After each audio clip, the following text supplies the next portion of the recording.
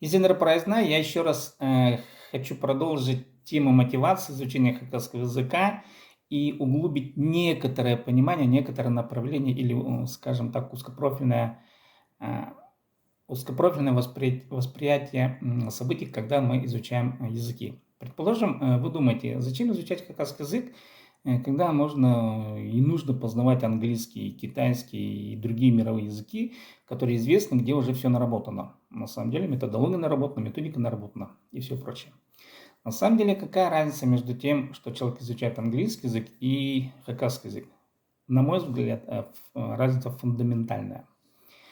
Многим кажется, что изучая английский язык, они познают и занимаются развитием интеллекта. На самом деле действительно так. Я не возражаю никоим образом. Конечно, да, изучение любого языка – это в любом случае развитие интеллекта человека. Но давайте посмотрим на мотивационную часть. Зачем люди изучают английский язык?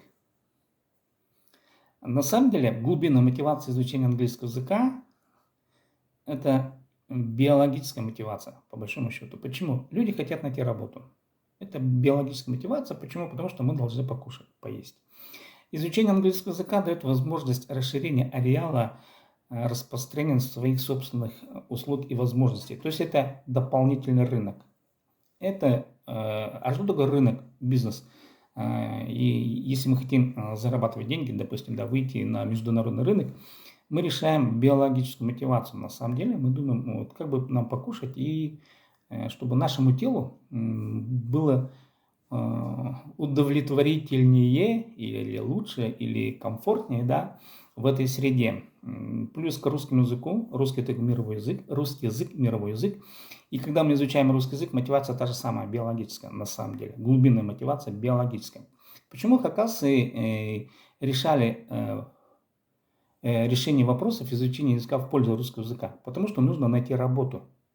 Работа – это биологическая мотивация, еще раз повторяю, почему-то оно, конечно, связано с развитием способностей человека, но больше всего это мотивация для решения биологических задач. А что есть хакасский язык? Хакасский язык не дает кардинального решения материальных благ для человека. Вот изучение хакасского языка не дает никакого преимущества в смысле денег для изучающего хакасский язык. И это фундаментальная разница. То есть, что мы делаем? Мы на самом деле приматы или гоминиды, мы все люди, я имею в виду про всех людей на Земле. Выбирая изучение мировых языков, мы тем самым, не осознавая, мы решаем биологическую задачу. Переехать в другую, чужую страну и там найти хорошую работу.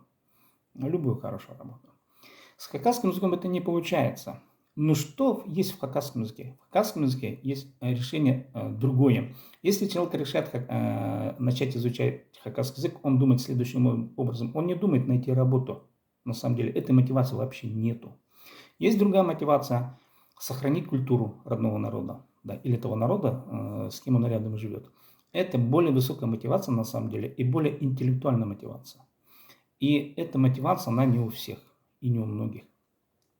И поэтому, когда мы, не осознавая, выбираем изучение хакасского языка, или, может быть, даже осознавая, или не осознавая, неважно на самом деле, и когда мы выбираем изучение малых языков, которые не дают преимущественного положения в части заработка, обеспечения себе материальными благами и удовлетворительного, такого кайфа, вот смотрите, вот я говорю на английском языке, все говорят на английском языке, я тоже владею, я и работу найду. Конечно, действительно, это так. И вот эта часть, интеллектуальная часть хакасского языка, она непременно есть именно в хакасском языке, в изучении этого языка. Многие этого не осознают. А теперь второе, о возможностях. Давайте посмотрим, возьмем узкую специфическую деятельность, предположим, литературу. Смотрите, что произошло в мировых языках. Мировые языки на самом деле базовые ресурсы творчества они выработали. Как это выглядит? Вот возьмем русский язык для примера. Предположим, в Союзе писателей России десятки тысяч на сегодня, десятки тысяч пишущих авторов. Как вы думаете, каков уровень творчества этих людей, пишущих на русском языке? Десятки тысяч, предположим, будут писать романы на русском языке. да, романа. Каков творческий потенциал этих писателей? На самом деле он нисколько не высок, чем потенциал Пушкина. Почему? Потому что там впереди везде маячит Пушкин, Александр Пушкин, да, и любой писатель, который начинает творить и идет, выбирает себе путь литературы, там стоит поэт Пушкин. Или Достоевский, или Толстой, или Тургенев и другие шикарные писатели, которые показали почти весь потенциал русского языка. Они показали, каков классный русский язык. Смотрите, богатство русского языка. Они отработали по полной программе. И представьте, что я сейчас приду в русскую культуру, чем я буду заниматься, и да, какие новые творческие открытия я сделаю в части эстетики русского языка. Почти никакие я открытия не сделаю в части творчества, именно творчества языка. Это невозможно. Пушкин это уже сделал, да, написал, мы многие читаем Пушкина. Я в лучшем случае опишу какие-то коллизии, современные коллизии, да, и получу возможную популярность, описывая современные тенденции какие-то. Ситуация, да, вот в части сюжета, в сюжетологии или в сюжетной линии, тут будет нечто новое.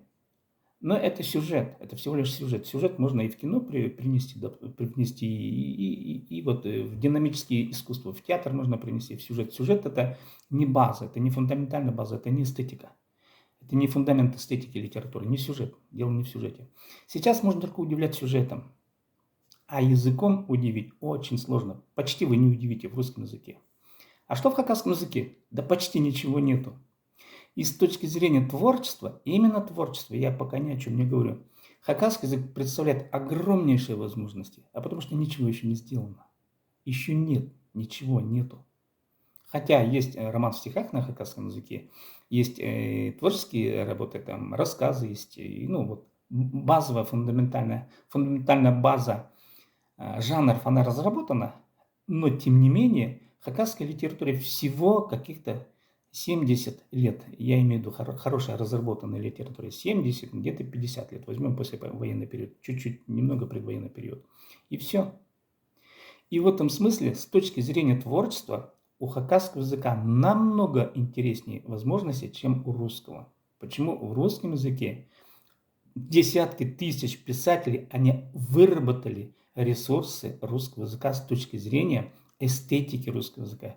Представляете, допустим, вот я вас любил, любовь еще быть может, в душе моей угасла не совсем. Кто-нибудь лучше напишет это же явление? Возможно, да, Бродский. Я вас любил, любовь еще возможно, что просто боль сверлит мои мозги, все разлетелось к черту на куски и так далее. То есть что делает Бродский? Он уже перепевает Пушкина, а ему больше делать нечего. Пушкин уже написал красивые стихи, да, а Бродский вынужден перепевать его. И многие перепевают темы. Тема любви, она высказана классно, Пушкиным она сделана. Все, а в хакасском языке дотворите, пробуйте. Огромнейшие возможности. Вот это вот о том, что есть или какие возможности есть в хакасском языке. А теперь чисто технически. Чисто технически. Вот два писателя, один пишет на хакасском, а второй на русском языке. И, предположим, мы начинаем изучать историю мировых литератур.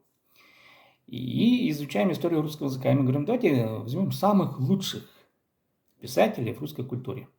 Да, русских поэтов. Кто самый лучший поэт? Пушкин. А среди немцев кто самый лучший поэт? Гёте. А среди итальянцев кто самый лучший поэт? Данте. А теперь попробуйте войти в число самых лучших поэтов в среде русского языка, в среде итальянского языка, в среде немецкого языка, в среде английского языка. Стать самым лучшим поэтом вы не сможете. Это невозможно. Почему? Потому что они уже выработали, они стали самыми лучшими. Они сделали самое лучшее. А в хакасском языке есть возможность стать самым лучшим поэтом в мире, пишущим на хакасском языке. Это еще до сих пор возможно.